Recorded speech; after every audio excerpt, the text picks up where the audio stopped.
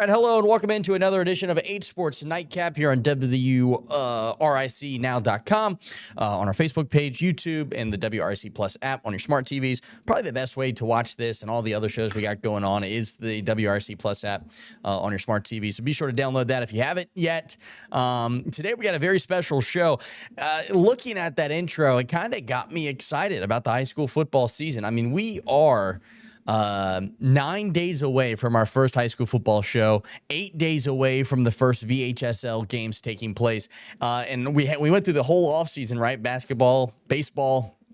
I've had that intro, and it didn't really click to me that it's a little outdated because it's high school football. But now it's not. Now it's perfect. It's the perfect intro for our 8Sports Nightcap show because of the fact that the show is right around the corner. We're going to break down some of the best high schools teams in the state, in the region, I should say. We're going to talk about, some of the other teams that we haven't previewed yet that you will see before we finish off our previews next Tuesday. And then, of course, we're going to talk about the brand new 8Sports Blitz Elite 8. That's right. We have our own ranking show. Everyone else has got one in the area. Why don't we have one? That's what people were asking me when I was out on the sidelines. And I said, you know what? Sat down with Madeline, and when we got our own Elite 8. And we'll have a couple of honorable mentions each week as well.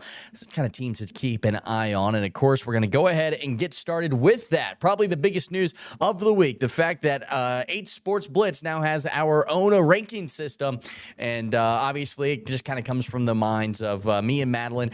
Week 1, preseason rankings, as you know, just like in regular college football or the NFL power rankings, you really don't know until you see these teams take the field. So a lot of this is based off of last year's teams, as well as, maybe what some teams lost over this past offseason in terms of either players leaving and going to a different school or graduating and going on to the next level. So here we go. Number 1, it's who else but the Varina Blue Devils. Last season finished 2024, of course, in the Class 4 state championship game. They lost to Phoebus after losing their starting quarterback. They finished the year 12-2, and we're expecting them to have another really, really good season. Last year, the quarterback was an underclassman, got another year underneath his belt, and then, of course, they added Sir Paul Cheeks from LC Bird, who played in a semifinal game as well for the Skyhawks. So a lot of talent is coming into Varina. They already have a lot of talent that's committed to Power 5 schools. I'm expecting Varina to be a powerhouse this season. Speaking of state championships, last year, Benedictine, they were this team to watch in the VISAA. They get our number 2 ranking after claiming the Division I championship last season. I think it was a back-to-back state championship for the cadets. They finished the year 9-3. Dinwiddie, they made it all the way to the Class 4 state quarterfinals. They lost to that Varina team in a high-scoring game down in Dinwiddie, which was one of my favorite atmospheres I went to this past year. They finished the regular season, or I should say this season, 11-2 a year ago. Highland Springs last year, they made it to the Class 6 quarterfinals. They won a couple of playoff games, but would eventually fall to Oscar Smith. They finished the year 9-4. Kind of a down year for Highland Springs, right? They've been so good for so long that I think it kind of shocked a lot of people a season ago, and they lost a couple of games out of the gate, but they lost to some teams that would go on and win state championships. I mean, they had a really, really hard schedule this year. Lauren Johnson kind of wanted to challenge his team, and he did. And I think they were battle tested. They got a year under their belt, and they're probably ready to, punch somebody in the mouth after having a down year, despite the fact that they won 2 playoff games a year ago.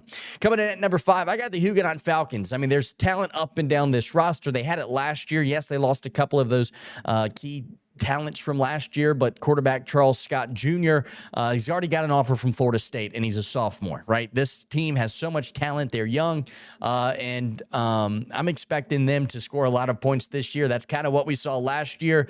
We'll see if the Falcons can kind of step their game up on defense a little bit. I think that's the difference between Huguenot being a state championship contender or maybe being a team that finishes the regular season with all sorts of accolades and stats, but maybe they weren't able able to squeeze out a win because of maybe some line play and some defensive play. So we'll see if Huguenot can step up on the defensive side of the ball. Last year, they finished the year 11-1. They fell in the Class 4 second round. As for our number 16, Glen Allen broke onto the scene last year with first-year head coach Malik Sexton. I'm expecting year 2 of him to only be better.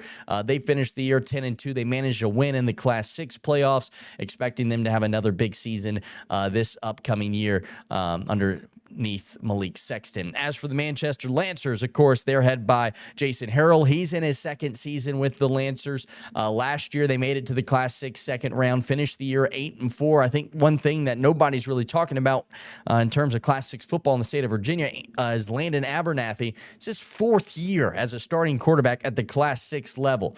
Right now, he's a 3-star recruit. I think he's going to have a big year. Their schedule kind of works out for them to kind of get some wins underneath their belt. And I could see the Manchester Lancers being a team to look out for come end of the year. I mean, anytime you have a quarterback that's got 4 years of experience under his belt, that's something to look out for. And he's grown. He's gotten a lot taller as well with his age. So the Manchester Lancers coming in at number 7 and rounding out our 8Sports Blitz Elite 8, the Trinity Titans. Last year they finished the year 5-4. They lost to Benedictine in that first round game in what was a really, really close game. I think the last week of the regular season. After speaking with the head coach of the Titans, Sam Mickens, I think they're going to be good. He kind of instilled some confidence in me at Media Day this year, and that, probably persuaded my decision in Madeline's as well as we were making our Elite 8 this year. Some other teams to keep an eye out for, I think. Each week we'll have this come out, and this will be a separate thing from the nightcap each week. But we'll have our honorable mentions. We'll have 5 teams to keep an eye out for. These not in order by any means. Louisa County, obviously, with Savion Hyder committing to Michigan yesterday, the #1 running back in the nation, one of the top recruits in Virginia high school football history. Anytime you have him in your backfield, you're going to have a pretty good team. We got Louisa County has our one of our honorable mention teams, LC Bird. Last year, of course, they fell in the state semifinals. Matoaka had an amazing season last year. However, they lost 4 Power 5 starters, so they got some slack they need to pick up, a lot of talent that they have to replace. We'll see if they're able to do that this year. Thomas Dale, another team that I'm expecting to have a good year. They always do underneath Kevin Tucker, right? And then St. Christopher's, another one of our VIS AA teams. You never know with these teams. Each year, one team beats the other 2 between the 3 of them, and you got to probably throw collegiate in there as well. But we only have room for 5 honorable mentions, and those are their 5. So that's the inaugural 8Sports Blitz Elite 8. Big congratulations to our teams that did make it this week, and those will change each week based off of performance, wins, losses, and who you beat and how you beat them. Essentially, is what's going on with that 8Sports Blitz Elite 8. We'll continue to shuffle those out each week, so be sure to kind of keep an eye out online to get to look at our rankings. Anyway, got a lot more to get to this offseason. I don't know if you've tuned into 8Sports during the 6 o'clock newscast or not, but we've been previewing high school football teams. We've been counting down the days to the high school football season, and now here we are just 8 days away from the season starting, 9 days away from our first show next Friday night. And with that, we begin with sharing with you some of those previews that we've done, and we'll begin with the Thomas Jefferson Vikings underneath Eric Harris, a team that had a lot of success last year. They lost their starting quarterback. Otherwise, they probably would have been ranked in our Elite 8. But we'll begin our previews with the Thomas Jefferson Vikings. Here's that video. Almost is never enough is the tune the Thomas Jefferson Vikings have been singing the past 2 years, as they've been a powerhouse in Class 3 Region A, but haven't been the one to take home the title. This season, head coach Eric Harris says he hopes to stay true to the culture and discipline he's built in the past, but above all else, to go the distance. Our main goal is to finish. The past 2 years, we haven't lost a regular season game. Last year, we made it to the regional championship and fell short 2 games before the state championship. So our goal this year is to finish. It's nothing else. It's just to finish. To better prepare his players for playoff competition, one thing Coach Harris did this year was get them some good competition in the regular season. Down the stretch, the Vikings will make a 2.5-hour drive to Heritage and face Freeman and Hermitage on the road as well. It's going to teach them some things that we haven't been able to learn. I mean, when you lose a game in the playoffs and you haven't lost all year, it's traumatic, to say the least. Let's just be honest. My young men, my seniors, it's been traumatic the past 2 years. But what it's going to teach us is resiliency. It's going to teach us how to be stronger, how to fight, and we'll be in some dog fights hopefully this year, and we'll be able to grow and learn from that as we go deep in the playoffs again. Thomas Jefferson will start the season at home on August 28th, where they'll host the Norcom Greyhounds from Portsmouth. Bird football finished 10-4 and lost in the semifinals, barely missing the state championship. This year, associate head coach Andrew Bowen and defensive end Christopher Whitehead say the bar is just as high, if not higher. Like any other year, we want to win. You know, we don't shy away from that. The expectation at a place like Bird is to win, and you know, we don't always know who we're going to have or what we're going to have, but we're going to find a way to win. So the expectation here is to win. Well, I mean, everything is a standing that goes to state championship. So we made it. We almost made it last year. So this standing right now. You know, Bird always had a high standing, and we want to keep it that way. This year's Skyhawks are a young team. They graduated a lot of seniors, and some of their players are just now getting reps for the first time. But as they've gone through summer and now fall practice, they've made good progress building team chemistry. The expectations are high, but we welcome those expectations.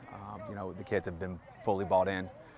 They're working as hard as they can. They've done everything that we asked them to do, and they're ready to meet the expectation again and eventually exceed it. With everyone bought in, now the Skyhawks' focus is tweaking the little things to make sure this year they can get over the hump. I feel like it's more just everybody just being tough and they're just doing their assignment. If we can all do that, come off the ball or come off first quarter and don't be a second half team, then we can do it. LC Bird will start their season on the road at Midlothian on August 28th at 7 p.m.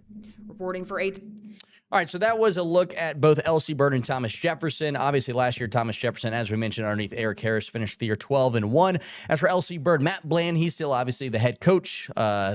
Declined to talk with us when we were out there to preview the Skyhawks this year, though, 10-4. And as you heard them say, expecting a young team this year. They made it to the Class 5 state semifinals, and we'll see if they're able to impress again.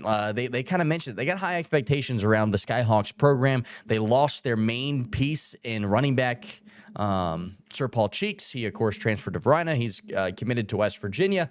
So there's a lot of talent around the Skyhawks program, but they lost a pretty big piece with Sir Paul Cheeks. We'll see if they're able to bounce back this year. Now let's take a look at the Armstrong Wildcats and Jeremy Pruitt.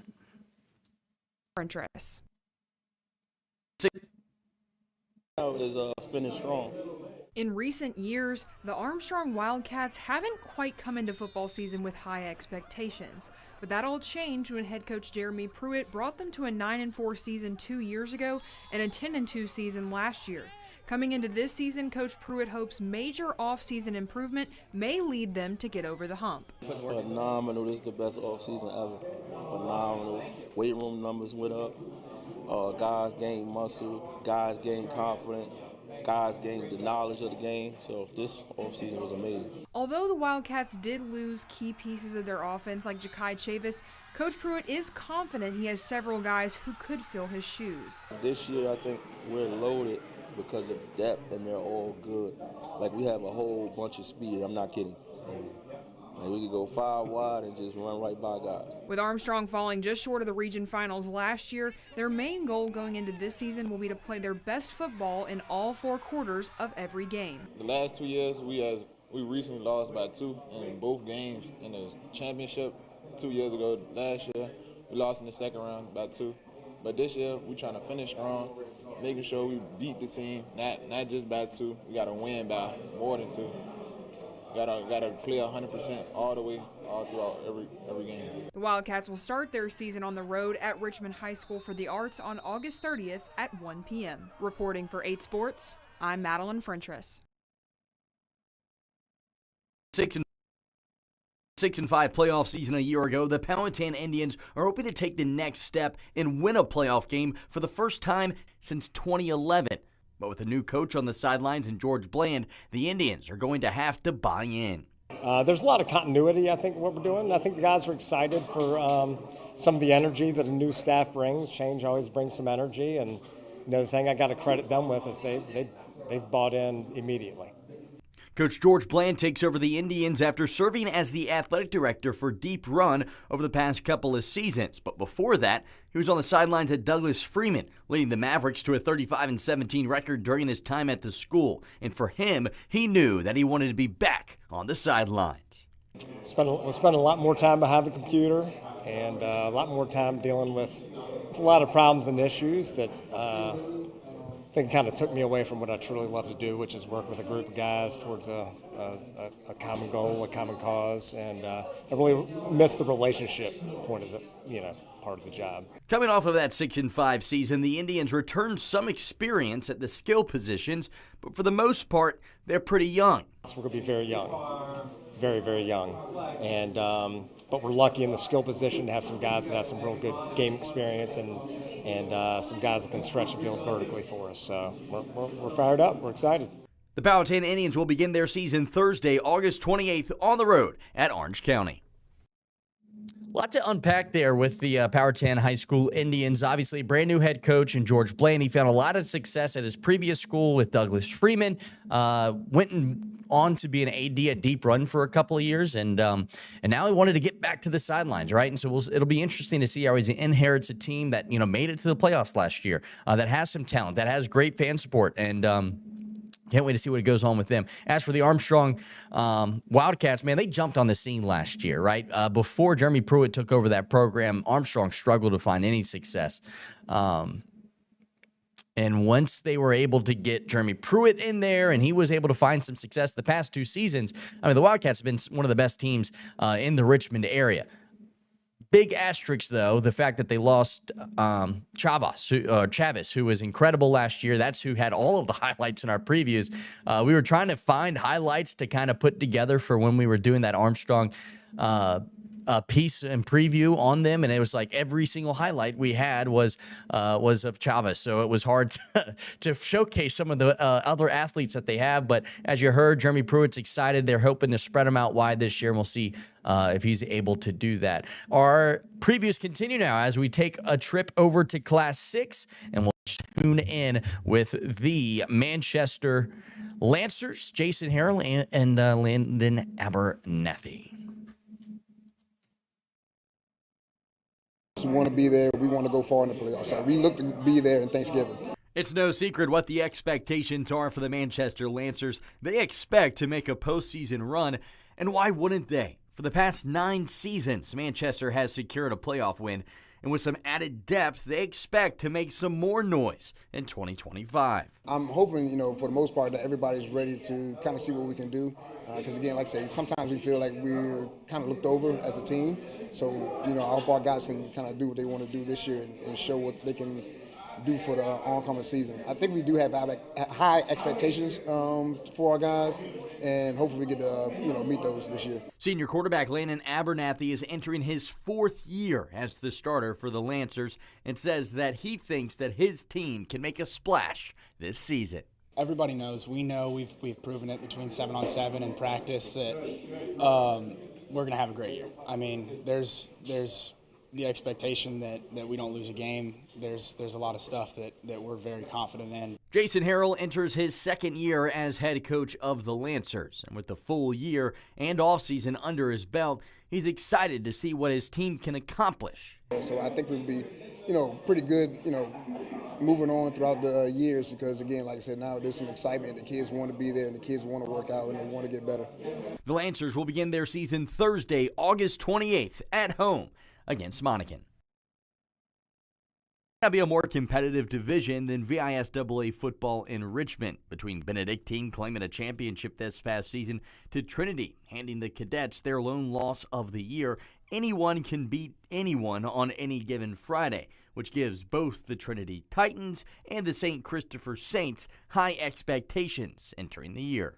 And just the way things ended last year, they're really, I'd say, hyper-focused at getting back to it and just making sure they uphold we call it the standard of uphold all those things that we hold dear in our program. I think we have very high expectations. We are playing a very challenging schedule. We've lined up some tough teams to play against.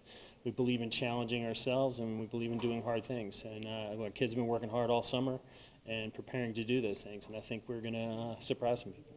For Trinity, they finished 2024 7-4 with a loss to Benedictine in the first round of the playoffs. And in 25, they expect to be able to take that next step. The 2025 season will be a successful season. There is no if. It will be a successful season because our leadership is what it is.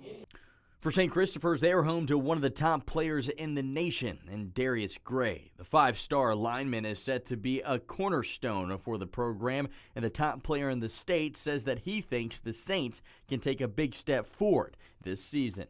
That bond has kept growing, and I came 8th grade, and it's kind of the same guys ever since. So we've been growing that bond, and we've been doing more team chemistry type of deals this year. Just going to the movies together, going to get something to eat, playing the game, whatever it may be, just to have a closer bond because we know we're gonna need each other, and we all we got. St. Christopher's begins their season Friday, August 29th on the road at Huguenot, while Trinity will begin their season at North Cross. All right, there, a little more to unpack there. First, we sat down with Jason Harrell. A lot of excitement around the Lancers program. Last year, they finished their year 8-4. And then we talked about these other two teams earlier. Trinity comes into the season with a lot of confidence. I mean, you heard head coach Sam Mickens there say it. They this year will be a successful year. Another thing interesting about Trinity this year, they got some pretty interesting matchups on their schedule. They actually go on the road to Glen Allen this season late in the year. I can imagine that will probably be a 8Sports Blitz game of the week if we're looking at the schedule way into advance. And then St. Chris, obviously head coach Leland is still the head coach. The defense coordinator was there with us at Media Day. The Saints finished last year 5-6, but they have one of the greatest players in Virginia high school football history, in Darius Gray. On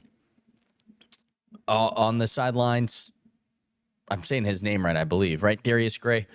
I'm worried I'm saying an NFL player's name when I say that.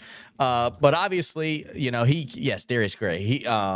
He can play a big part. He's an offensive lineman, 5-star. He's actually committing on Friday night to where he's going to play college ball. So a lot of talent at St. Christopher's, a lot of talent at Trinity. I think that VISAA region's wide open between them and Trinity, and then of course collegiate as well. Let's continue our previews now. We go down to Chester to talk with Thomas Dale, the Knights, and head coach Kevin Tucker. Last year was a down year for the Knights. They went 6-5 after 10 and 11 win seasons in years prior. But last year's team was young, and this year's squad is now older and more experienced. And head coach Kevin Tucker says he thinks it'll be those senior leaders who will take Thomas Dale to the next level. They play the game of football the way it's supposed to be played, hard-nosed, downhill, and aggressiveness. They're going to put us in positions to win a lot of ball games. And like I said, I'm looking forward to watching our seniors hopefully carry us late into December. With so much experience, talent, and leadership on both sides of the ball, the Knights have spent a good bit of time in the offseason building chemistry and culture. I think we just all need to come together. Last year we didn't have as much chemistry as we had this year, and I feel like stepping into a player-led team kind of gives us that next step, and I feel like that's going to make us big this year. The Knights returned 4 of their 5 offensive linemen as well as the majority of their secondary, and with that kind of balance, Coach Tucker believes this team can go far if all the pieces come together. To go out there, and when we've got a team on their heels and they're pushing back, to be able to put that foot on the gas and finish it. To stay healthy. I think that's one of the things that's battled us the last couple of years. To have some of your star guys go down, and can we get through this season healthy? And I think if we do those two things come November, we're going to be a dangerous team to get into the playoffs. Thomas Dale will start the season with a road trip to Cosby on August 28th at 7 p.m. 14 squeaking into the playoffs. The previous year before that, we were 8-2 team. The difference between the 8-2 teams and the 6-4 teams with 8-2 team, we won the games we should have. We did not win the games we should have this past year. After 2 years of first-round exits in the playoffs, the Hanover Hawks are trying to get back to their 2022 form. And this year may be the year they can get it done. As senior linebacker and running back J.J. Parker says, they've worked hard during the offseason to become a player-led team. I think we need to take preparation more serious, so I would say, like, really listening to the game plan for the week with the coaching, with everything like that, and really just taking that and applying it into practice and the players taking it seriously on their own time. I think that would take us to the next step. With a new quarterback and a couple of new skill players, the offense will be a newer group. As for the defense, Coach Rogers says the linebacker room is strong and they'll be able to really lean on the defense this season. It will be a successful year if this team is really, really connected, if this team buys into what we said we were going to do, and let the results come after that, which I think they'll be really, really good if we do those things. With talent and team chemistry on their side, this year the Hawks are looking to finish in games they know they can win. And the difference between winning and losing, it's 4 to 6 plays. You know what I mean? And we've got to make sure that we're prepped and ready to go for those plays. The Hawks begin their season at home as they host Monacan on Friday, September 5th. Reporting for 8 Sports, I'm Madeline Frentress. All right, there we go. Hanover Hawks, led by Virginia Tech legend Sam Rogers. Last year, finished the year 6-5. Year before that, they had about the same year. And he kind of mentioned it, right? They are on the cusp of just winning this game or that game. That was one possession games. You could look at this team as an 8-9 win team. I thought about putting them actually in our Elite 8 honorable mentions, as I think they're a well-coached team. I think they're expected to be really good on defense this year. I think they're going to look a lot like they did last year, and it's just a matter of can they win that one possession game and take that next step, win that next playoff game, and get to that 10-win mark that I think a lot of people view as having a successful season. As for Thomas Dale, they were a team last year that shot out of the gate, started the year off so hot, and then it kind of came crumbling down a little bit for Kevin Tucker and his team. They struggled down the stretch, still managed to make the playoffs, and I'm thinking that they're hoping that they're going to be able to impress a lot of people this season as well. Turning things now over to one of the best teams in the state. They're in our Elite 8. It's Billy Mills and the Dinwiddie Generals, and then we'll take a trip just a little more north than Dinwiddie, and Matoaka and Fred Stutes. Both these teams won 10-plus games last year. Here's what they had to say about their upcoming season. Another double-digit win season in 2024. The Dinwiddie Generals enter the new season with some confidence, but things are going to look different for the Generals this year as they lost one of the greatest players in VHSL history in Harry Dalton III, who of course joined the USC Trojans following his senior season, and replacing him is not going to be easy. You don't replace that guy with one guy. So, I mean, we're not asking Zion will be our guy stepping in the quarterback. We're not asking him to be Harry Dalton. We're asking him to be Zion Boysaw. Zion Boysaw is going to be enough for us. Dinwiddie is a powerhouse in the region. It's no secret. 2 state titles and 3 appearances in 12 years, and that's not earned overnight. Head coach Billy Mays says that his team doesn't need to set high expectations on themselves. They need to focus on what's right in front of them. Well, we just got to put one game in front of the other. For me, it's maximizing what we got. Being able to play against a really, really tough schedule. I mean, it's not an easy ride in our district. So, we're looking forward to it. And the Generals think that they can make another run this season. And why wouldn't they, as they return one of the most talented and veteran-led defenses in the state?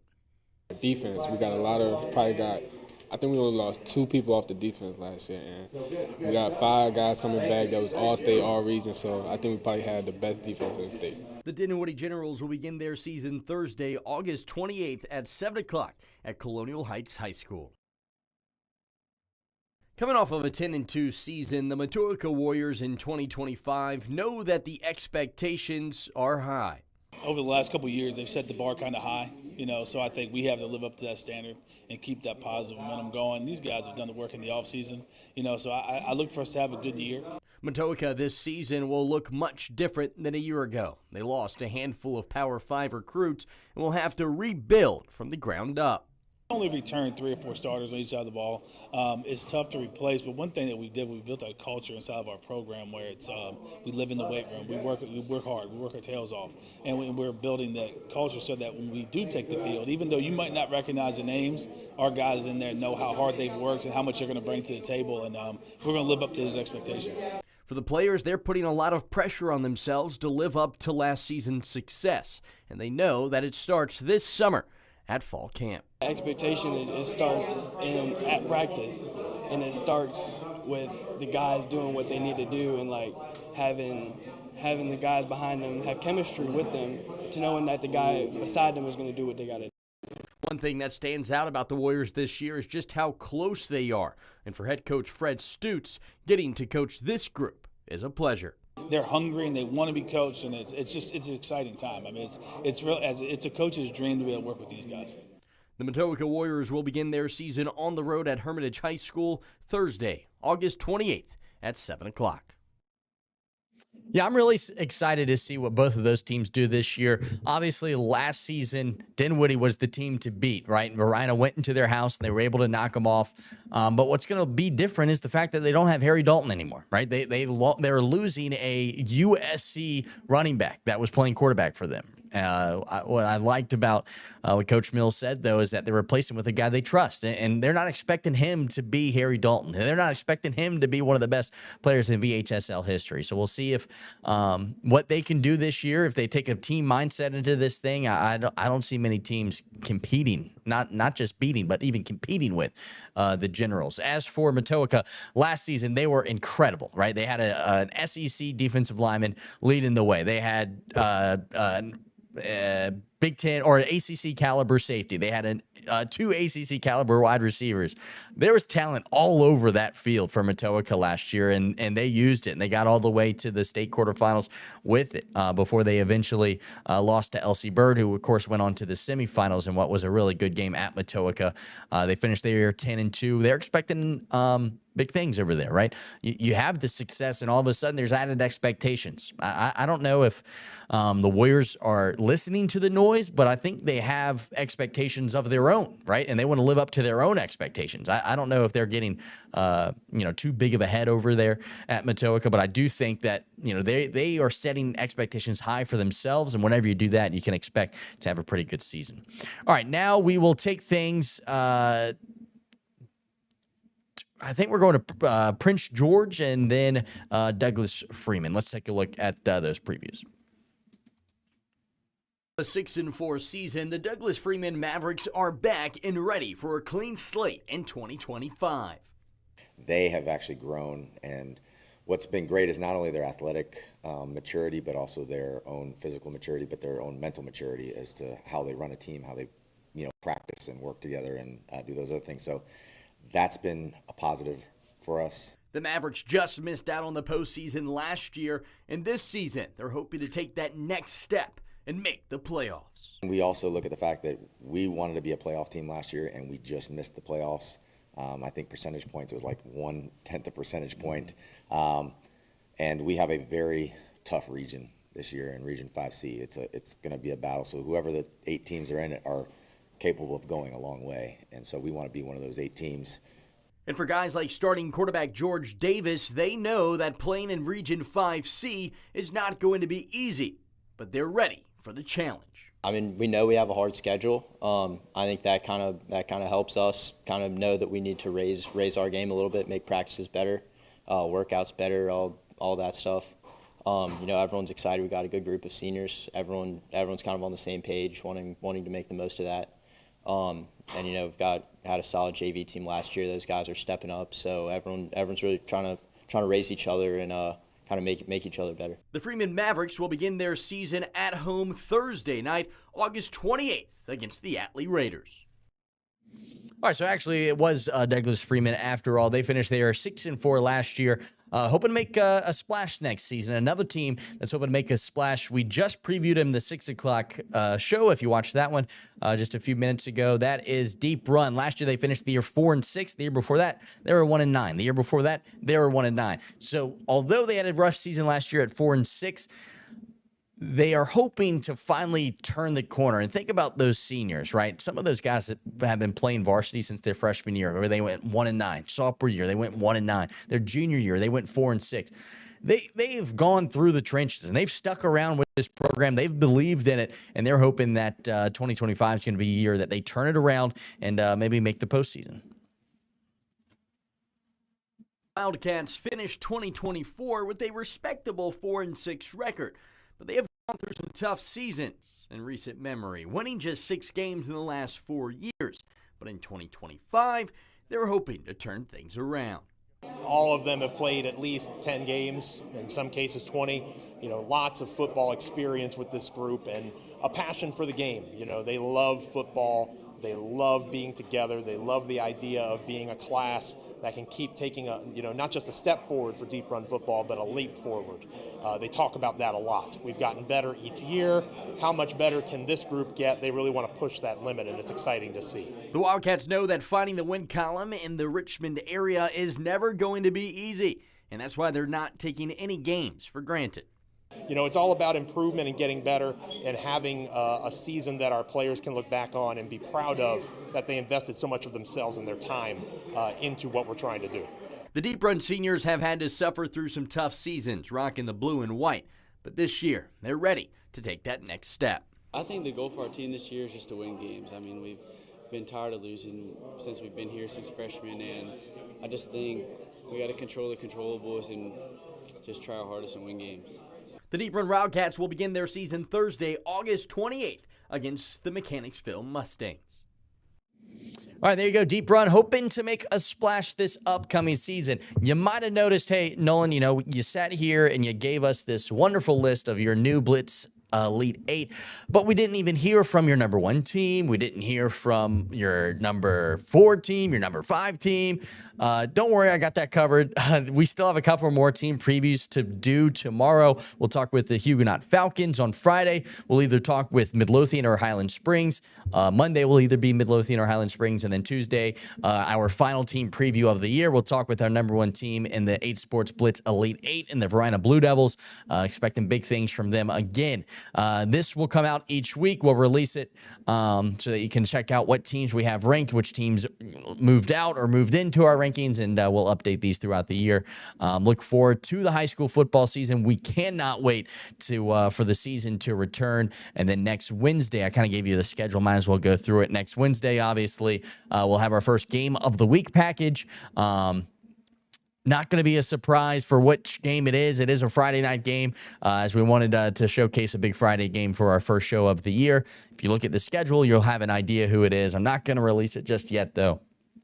And then Thursday night is the first night of high school football. Just about, I would say, 80% of our area teams are playing in that. And then, of course, on Friday night is the first 8Sports Blitz of the year. Madeline Frenchish will be at the game of the week all season. I'll be in studio bringing you the highlights, and we'll be breaking it down all over again. We cannot wait to get back on the sidelines and bring you another year of 8Sports Blitz here on WRIC. That's going to wrap things up for another edition of the Nightcap. Thanks so much for sticking around for the 2025 high school football preview show. We'll see you in 9 days. That's how close we are to the Blitz returning. Good night, everybody. We'll see you tonight at 11.